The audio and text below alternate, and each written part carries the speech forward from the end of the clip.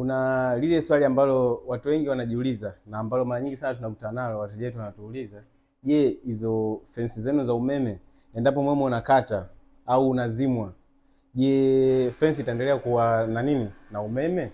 Sasa leo ndo tupo kwa ajili ya kuwajibu hilo swali lenu.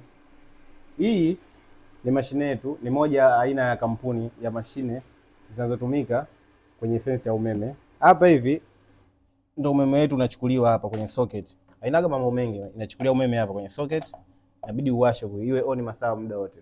Na hapo umeme unaingia kwenye nini? Kwenye mashine yetu. Hii power kama unavyoona hapa ipo.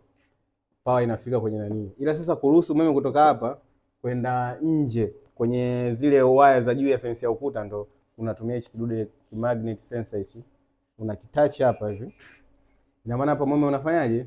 Umeme kwenye upande wa fence huku umeme unaenda tena kwenye ikiwa kwenye hali nzuri kabisa, good. Baada check ipo kwenye good. Na maana kule umeme unafika uhakika. Sasa tunakuja kwenye swali lenu la msingi. Je, tukizima umeme ukikata huko, je, fence itaendelea kufanya kazi? Kwa hiyo tunachomoa hapa, tunakata umeme kwa staili hii. Ndio tunakata zetu umeme hapa, tunazima, umeona? Tumekata umeme lakini fence huko inaendelea kufanya kazi kama kawaida. Kwa hiyo hilo swali lenu bila shaka mtakuwa tumelijibu kwa staili hiyo.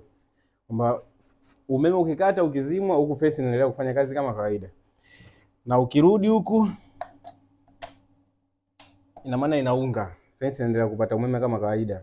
Mashine inapata umeme na kule nje umeme unaenda. Sasa kinachosababisha umeme kutunzwa, kuhifadhiwa endapo umeme unakatika, ina maana kwenye hii mashine ndani humu kuna betri kwa ajili ya kazi hiyo, kuhifadhia chaji. Ngoja na hilo betri pia tuwaoneshe. Tusiandikie matakati wino huko hapa leo. So hapa nimezima mashine yangu. Nafungua nani yangu mashine yangu ili kuwaonesha hilo betri ambalo kazi yake ndo hiyo hiyo, kutunza chaji endapo umeme utakatika. Umeona? Nimefungua mfuniko wangu. Betri yenyewe ili hapo, umeona terminal zake kama hizi nyekundu, hii ya live na nyingine ipo ya neutral kule. Sasa hizi ndo hii betri unavyoiona. Ni kadogo hivi lakini ndo kazi yake hiyo. Kuhifadhi chaji. Kadogo lakini kina mambo makubwa.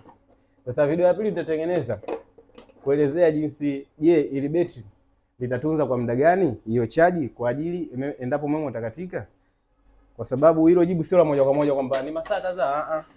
Masaa yanatofautiana kulingana na ukubwa wa mzigo wa zile waya kule zinazolishwa na hiyo betri. Kwa hiyo kuna mashine za aina nyingi na aina nyingi za waya zinazolishwa huo umeme. So tutatengeneza video ya pili kuelezea ni kwa muda gani au vitu gani vya kuangalia endapo umeme utakatika. Muda gani chaji itakaa. Asanteni. Karibuni sana. Nawapenda.